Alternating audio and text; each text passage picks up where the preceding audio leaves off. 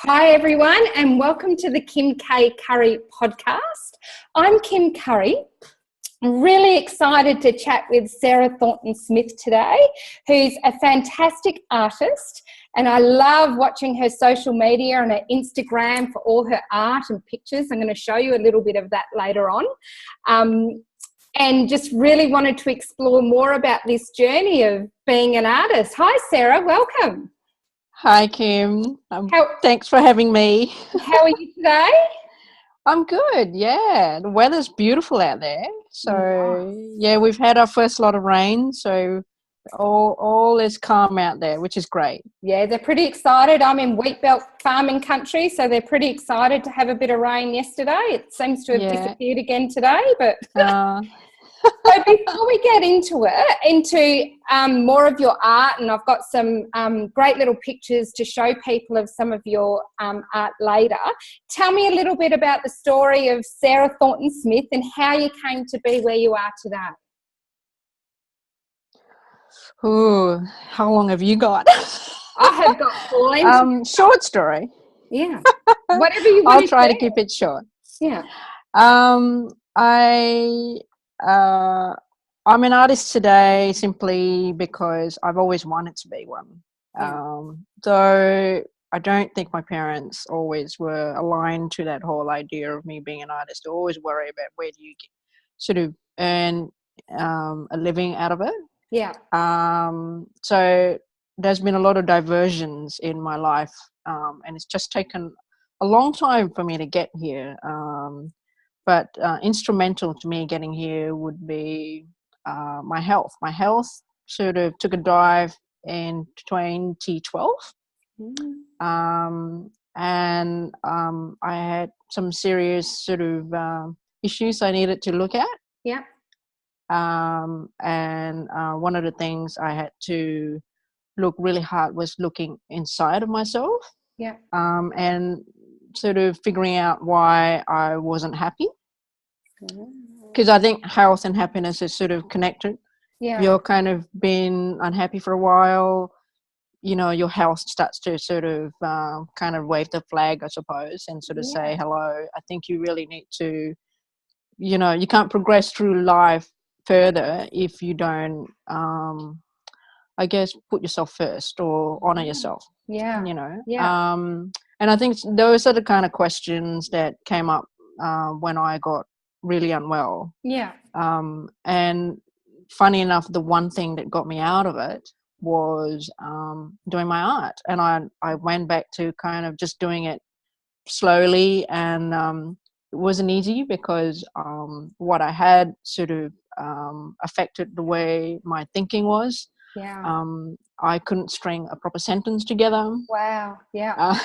Yeah. I wasn't sure I could paint a straight line. Wow. But I had a little voice in my head, and also my sister was sort of in the background, sort of always sort of encouraging me, sort of saying, just start small. Yeah. And I did. So every day I did a little block of color. I started mixing, and I suddenly realized that, oh my God, I could still mix the colors. And I got a bit excited. I went out and bought another tube of paint, and then just went on from there. But there were definitely days where I kind of just looked at what I was doing, and I kind of just went, oh my God, this is so removed from what I used to be able to do. Wow. So it was also a lesson in learning how not to be so hard on yourself as well. I've held myself up in a sort of like a state of perfection. It's like everything's got to be perfect for so long, and you kind of want to have this control over your work or your life even, to the point where I guess my life just kind of like almost fell apart, I guess. Wow. So I kind of look at it as a period of unraveling. But when you unravel something, I think you do get a bit of a present. And that's how I've always looked at my illness, I suppose. I've always looked at it as a gift. I don't think I looked at it as a gift when I was unwell, because it was really tough. But looking back now, I can sort of say if I didn't go through that, I probably wouldn't be doing what I'm doing today. I would still sort of be wallowing in, whatever I was involved in, and sort of trying to distract myself. So my life was a bit more of a distraction rather than living with some sense of purpose, if that makes sense. Well, yeah, absolutely makes sense. That's awesome. That's beautiful. Yeah. So how long had it been? So you used to do art when you were younger, is that right? Yes. And then I've you always stopped? Did you just stop doing art altogether? No, not really. I was always doing art from a very, very young girl, I guess. I went to a special art school in Singapore, where basically all the students in Singapore that wanted to do art got to sit in a special art test. And out of that, I don't know, a few hundreds of kids, about 60 of us made through to this special art stream. Fantastic. And I got selected, and it was amazing. I was surrounded by amazing kids with like talent, and I used to sort of stand there and look around and go, I have no idea why I'm here. Because I was always in awe of them. They were sort of 12, 13 years old, and they were accomplished artists. They some of them already have showings, exhibitions and stuff at 13. So they're like kind of like prodigies, I suppose. And I used to sort of go, oh my God, I don't know what I'm doing here. I was so that self-judgment used to come in, do you think? Yes, absolutely. But I had a fabulous teacher, Mrs. Ao Yong, who was trained in Amsterdam, and she was really young and really sort of inspiring, I guess. And she always said, every artist is different. You just got to find what makes you tick, I suppose, or what makes you kind of get excited about things. And in that period, I don't think I actually found, I guess, my calling, I suppose. I dabbled in everything. I did photography, did printing, ceramics, and that whole system allowed for that, which was wonderful. Then I moved to Australia, and I kind of missed all of that. But then I aligned myself with the art department in my high school. And I just kept on doing, and I did high school, like TE art, and totally loved it. And then I just kept on going. I wanted to do visual arts or fine arts in my university years, but my parents, particularly my mom, was sort of very worried about how do you earn a living as an artist. She couldn't really sort of see how you could. So I kind of decided to do design, and I still remember my design lecturer sort of saying, this portfolio is more aligned to visual arts or fine arts, why, what are you doing here? And I told him I was being honest. And it just he actually gave me a spot in the School of Design. And so I've always done work in line with something to do with art, maybe not necessarily as what I'm doing right now as an artist, but then I did about 4 years of design, and I worked in the design field for more than 10 years, and then that was it. And then life changed. Life happens. It does happen. And then you have kids, and that was it. And it's quite easy sometimes to lose yourself in helping and doing what your role is as a mum and a partner and everything else. It's quite easy to lose yourself in that and stop doing the things that makes your heart sing because you're busy supporting and looking after everyone else.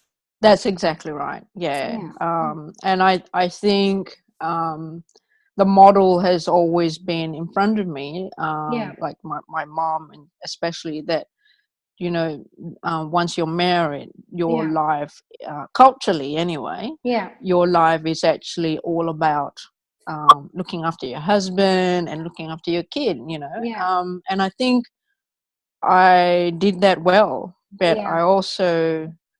I think inside of me there was something missing, and I forgot to put myself somewhere in that picture.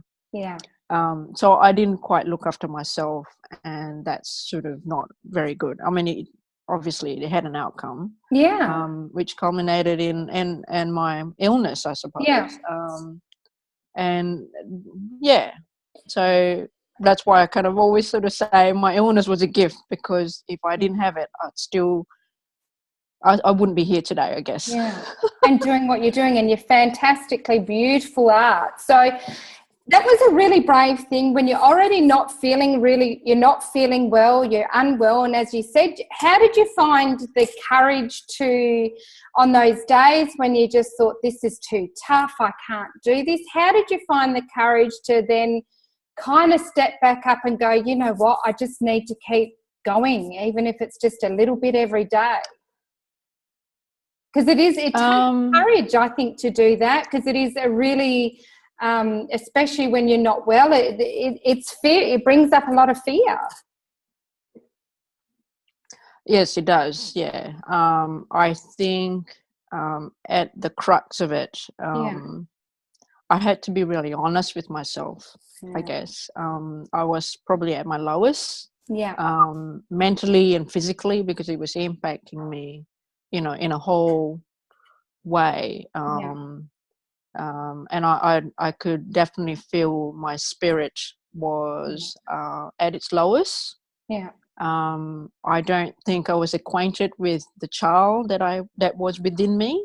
Yeah. And that was all very difficult to kind of Yeah. go back to, because you kind of live through life sort of thinking that you're an adult now, you know, and you should know stuff, you know, you should know what life's all about, you know. But to get to that point and suddenly realize that you actually don't know anything, and everything that you know is, it's sort of, you know, in this sort of dark sort of area or dark shadow, that you feel kind of lost. Yeah.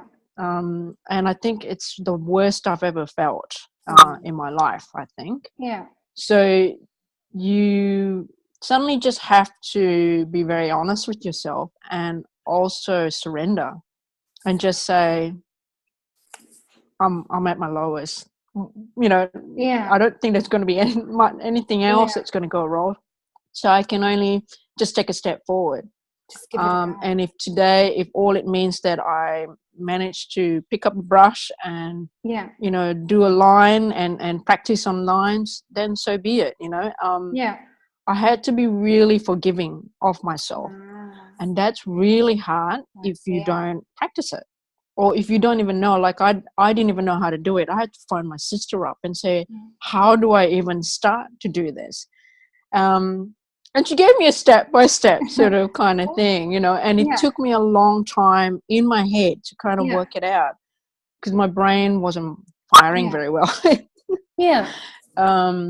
So there were days that were just, you know, super tough. I don't look at it as me being courageous or me trying to be brave. It was more of that I needed to survive. Yeah. Right. And I needed to take one step at a time. Yeah. And that if that was all I could do, then I should be happy with that. You know what I mean? Yeah. I think I was done being hard on myself. Yeah. If that makes sense. It does make sense. I remember having that myself. So did you find that being able, that act of forgiveness for yourself enabled you to let go of that perfectionism and that feeling of control? Yes. Yes, definitely. And also being grateful for little things. So there's a sort of a link, a connection between forgiving yourself and being hard on yourself and being grateful. Yeah. I started a sort of a grateful sort of journal. Yeah. Who my sister sort of suggested it because there were days where I kind of just was in a haze. I didn't Yeah. know what my purpose was or what I was doing. I could barely function, Yeah. even in a house, you know. Yeah. So my sister suggested a gratitude journal, and she just said, look, just start with one thing every day. And I started doing one thing, and then I could add more. And but the thing she sort of really sort of uh, wanted me to pinpoint on was that I had to feel grateful. It's not just an empty sort of statement. It's Yeah. more of like looking at that moment, or and actually sort of saying, hey, yes, this is beautiful. I'm actually alive, and I'm Yeah. actually witnessing this happening. And I sort of still do it, but I Yeah. don't do it as much as I Yeah. used to when I was really unwell. And looking through the book gives me sort of insights into where my mind was, and it's quite interesting how I became acutely aware of I guess moments, Yeah. and that's really special. Wow. Awesome. Yeah, I think that's a gift in itself. Yeah. What a Yeah, clever sister she is, hey? yes, she is. Yeah. I'm So, lucky to have her. yeah, I remember when I'm going to bring up now some of your art. Can you Yeah. see that? Yay. I can remember when you had your first exhibition coming up, and Yes. you started sharing that out. How was that? That's a Yeah. step from, I loved that step that you've gone from where it was just really scary, even just painting a line, to now Yeah. you're actually out there and in the world and presenting an exhibition. That's linked to a promise I made myself when I was a lot younger, that I would hold an exhibition before I was 40, or when Yeah. the last year was 40. Ah, Um, and wow. so I got taught, I got really unwell when I was 40.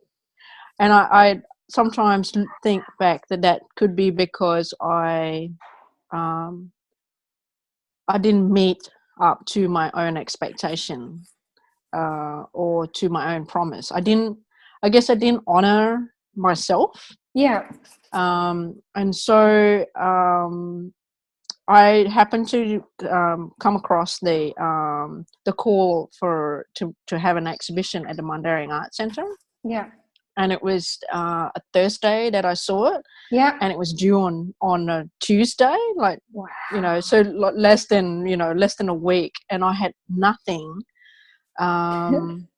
I just had like a small body of work. Yeah. There was no narrative amongst the work. It was just all haphazard. Yeah. And I kind of thought about it overnight, and then on Friday I just sort of went to it, and I just wrote this proposal out, and I put it all together, a Yeah. photograph for the whole weekend. And then I had someone look at the proposal and kind of went, oh, your images are all a little bit sort of shoddy. Yeah. So I had to redo the whole entire lot again, and I just whacked it in, and I kind of just went, well, I've done it now. I can't back out now. I mean, um, I'll just have to wait and see. And Yeah. then I think a few weeks later, I got a letter saying that they accepted my proposal, and I was relieved in a Wow. way. Yeah. Yeah.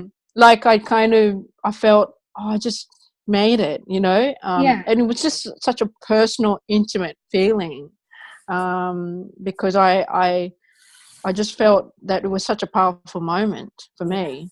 Yeah.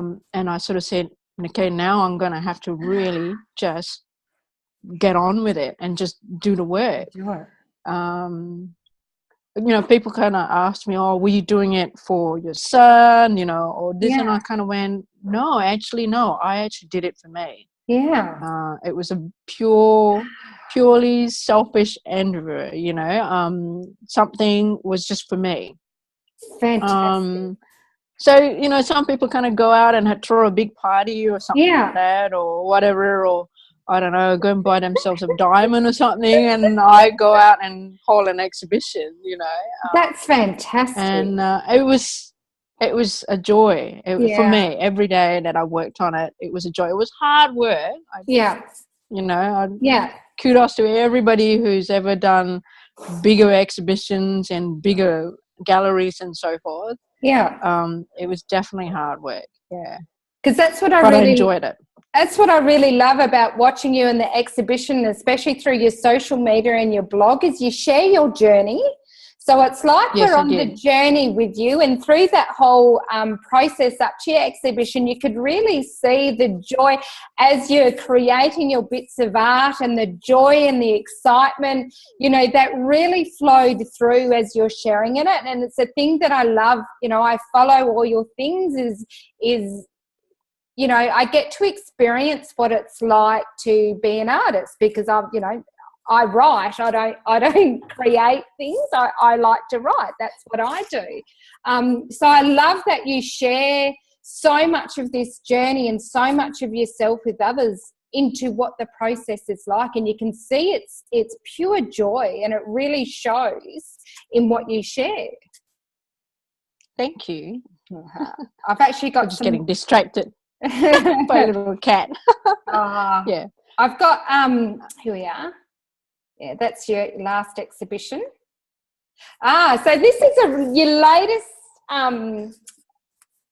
fantastic, brilliant thing is that you now have a permanent installation at the Mundaring Arts Centre around the building.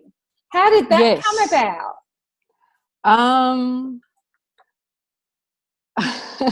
I guess to give a sort of a story behind it, the board members of the Mundaring Arts Centre had their board meeting in the space of my exhibition, and they were discussing about how they had a little bit of money to kind of that's been put aside to reinvigorate the exterior facade, put in repairs, to the gutters and so forth. But they also had a little bit of money for a public installation. And apparently they had a look around my exhibition, and they just sort of put my name forward. And that was it. And so they approached me to come up with a proposal. And I just went from there. And it looks fantastic. I haven't been able to get down into the Perth Hills to see it myself yet, but can't wait to be able to go and see that. It looks fantastic. Yeah. The Mundaring Arts Centre is it's a very energetic, dynamic centre. They're peopled by spirited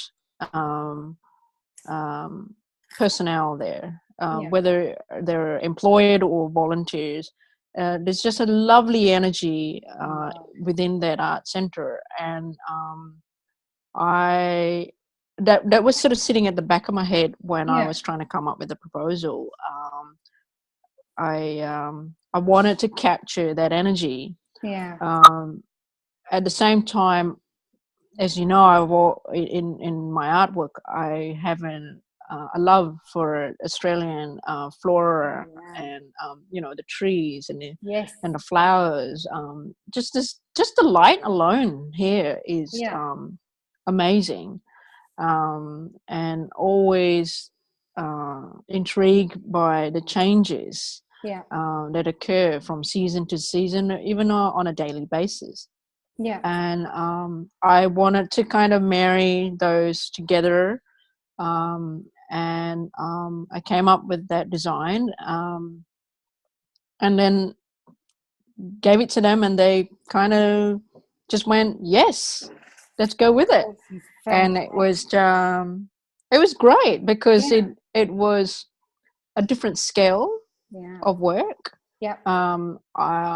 As you know, my work is generally quite small, quite Yeah. intimate, and very personal. And to do something of a different scale was good for me. It sort of explored a different side for me. Yeah. So that's like another step up for me, and also doing something I've never done before. Yeah. So I've found there has been moments where I'm starting to catch myself and kind of go, oh my God, I'm doing something I've never done before. Yeah. And I'm kind of excited that I'm actually excited that I am doing something that I've never done before. So A little bit like celebrating what your I'm doing right now. Yeah. Yeah, I mean, I've never done a podcast before, and just sort of allowing myself to actually do something and learn something new is such a great thing. I just feel like a little kid again and kind of go, yay! I kind of do the little happy dance, Yeah. Well, that's what life should be about, shouldn't it? Yes. Yeah. Yeah. But you do forget because, like I said, you kind of think you're an adult and you need to grow up, but I don't think that works for some people. I think some people like me, I really need to kind of discover and keep on sort of be curious and learn stuff, even if it's little tiny little bits. It's not it's not like a PhD or anything like that, nothing major, but just little things, learning about how to read stars or learning how to interact with people on social media. Oh my God, little things like that. Because talking of So, social media, I absolutely love, I'm going to share some because I love your photographs that you do as well. You're pretty big on social media. These are all off your Instagram page, but your photography work is just stunningly gorgeous as well. So and this is what you share so much of yourself. This was you out there, photo of out in the John Forest National Park. Stunningly gorgeous photos, and you can see you talk about where your inspiration comes from your art, and that's what I really love. And that you share so much of your journey with people. I love that. Thank you. I love doing it. I'd buy some of your, I'm always saying that. Sometimes you have your leaves and the bark and the plants, and it's like, you know what, I would buy that. It's stunningly gorgeous. You're very talented with your photography as well. I have to say that I don't photograph as a photographer. I actually photograph as a documenter. I'm documenting what draws attention to me. Yeah. So and I guess in my head I'm trying to find connections between what I see and what I experience, and what eventually comes out in my work. I don't articulate this very well, but in my head there is a connection, and it just connects. They're like little wires, and I found I do sketches as well. I don't do enough of it. Yeah. Because they take a little bit more time than photography. Yeah. But I find that it gives me time to, I guess, just be in that moment. And just that moment itself is precious for me, because it's like you go, you have everyday things, you got your daily schedule, school drop-offs, lunches, that whole thing, dinner, the whole thing, shopping, all that sort of kind of thing. Yeah. And cleaning, which Me but you got all those boring, mediocre stuff that life gives you, and you have to do them. Yeah. But when I make time to just photograph, even just like spending 2 minutes Yeah. just looking at a leaf, and sometimes I don't even photograph them, that for me is it's almost like this is my gift to myself. It's like me going out to Tiffany's and buying the Yeah. little blue Beautiful. box and Yeah. buying a little diamond for myself and saying this is for me. Beautiful.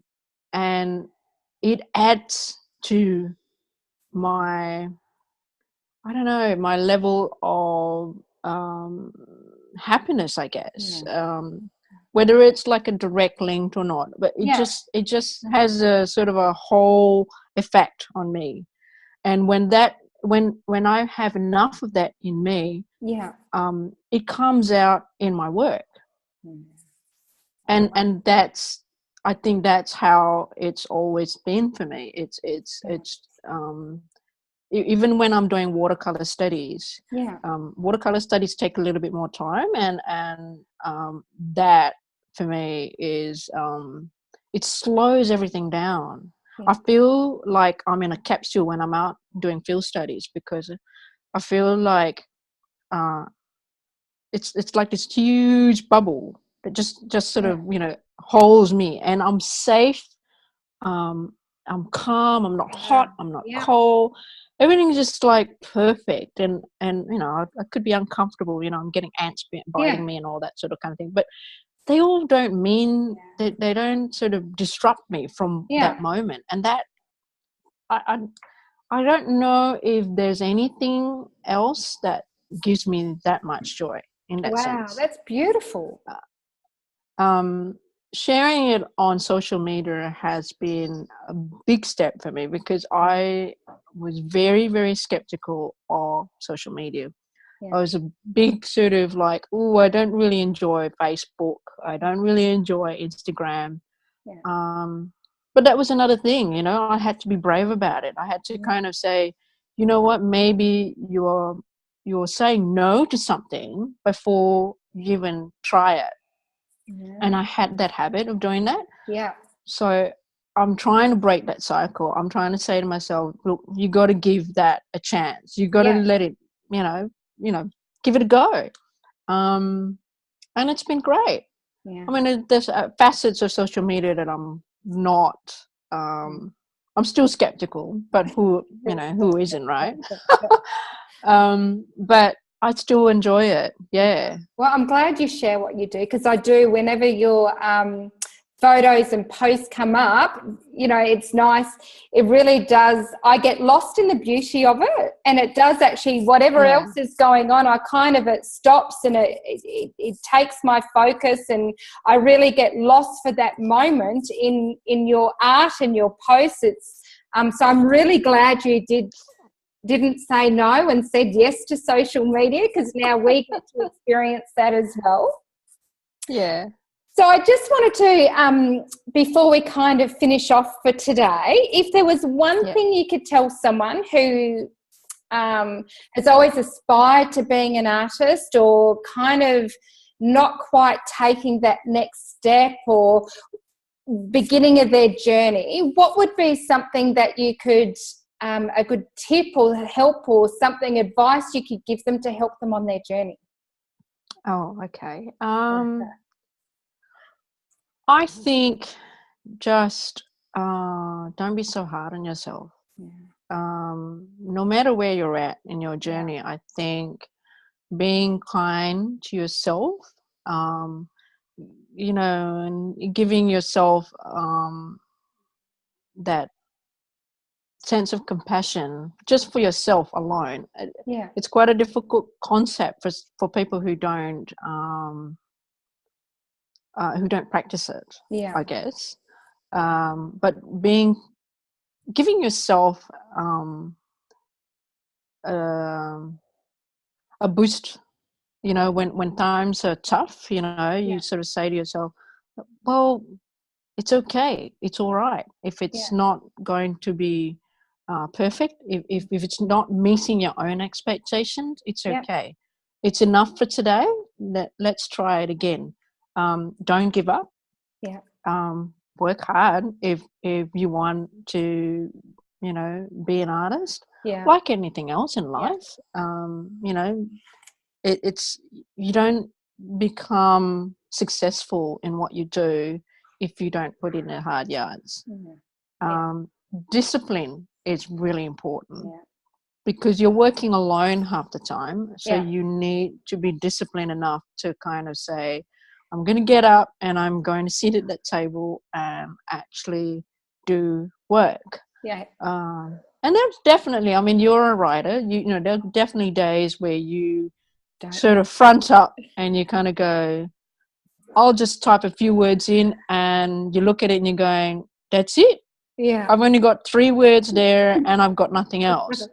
But then you persevere, right? You kind of go, you know what, I'll go grab a cup of coffee, come back, have a look outside, and then, play with a little kitten or something. And bang, something happens. It's making that commitment and following through with it, isn't it? Absolutely, yeah. Elizabeth Gilbert, she talks about that process, and I like her idea or the concept that she talks about, that you've got to keep on working so that ideas realize that they can stay with you, that they can be beside you and kind of, help you along, But if you're not working, ideas will go and find somebody else who's working harder, I love that. And I love that whole idea. Me too. Yeah, it's such a you just don't think about it that way, For me, I kind of sort of used to have the notion that it's ideas come whenever they come, and then you have to sort of do it. And nothing ever happened. I was just sitting around waiting for an epiphany to hit me that never came. So exactly, anything. That's exactly right. So turning that practice around and being committed, being disciplined. That was the hard thing for me, because I used to think, oh well, it'll come and then I'll do it. But it doesn't work that way. No. In practice, it actually doesn't work that way. You actually have to front up. And you have to plug away even when you don't want to. Hope that wasn't too long-winded an advice. No, that was fantastic. That was perfect and brilliant. I wanted to thank you so much for coming on today. I've really enjoyed our chat. I've learnt so much, got some great takeaways. I really, really want to thank you for your time. I'll post for everyone listening to Sarah's Instagrams and blogs and all her social media. Jump on and check out her art and her photo and her processes. They're a real joy, and they bring joy into my day. But I wanted to thank you so much for coming and chatting with me today. Thank you, Kim, for having me. It's been a real fun thing to do. It has been fun, hasn't it? Thank you. Yes, yeah. Thanks, everyone.